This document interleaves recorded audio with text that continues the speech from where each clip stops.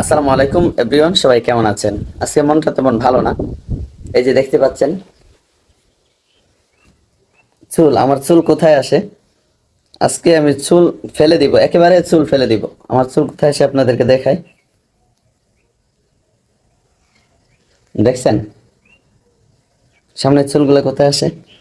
অনেক শখ করে, অনেক ইয়া করে চুল রেখেছিলাম। এই চুলগুলা ফেলে দিতে হবে। ফেলে দিতে হবে বলতে আপনারা দেখতে পাচ্ছেন কিনা, এদিকে চুল এখান থেকে সামনের পিছনের দিকে চলে যাইতেছে। চুল পিছনের দিকে চলে যেতেছে।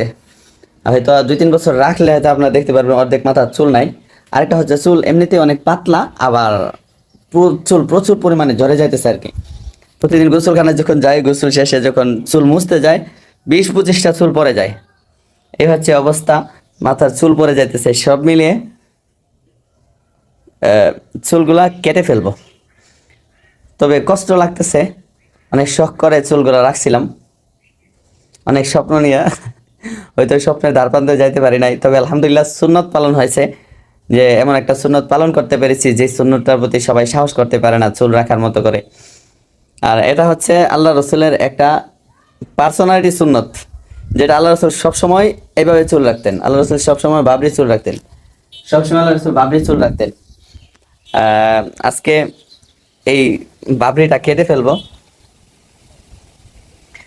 আরেকটা হচ্ছে আমি এখানে মাদ্রাসার জব নিয়েছিলাম।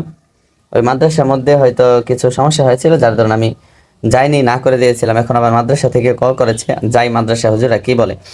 মাদ্রাসার বিষয়টা আসলে আমার এই পেজে শেয়ার করা হয়নি, ভিন্ন আরেকটা পেজের মধ্যে শেয়ার করেছিলাম।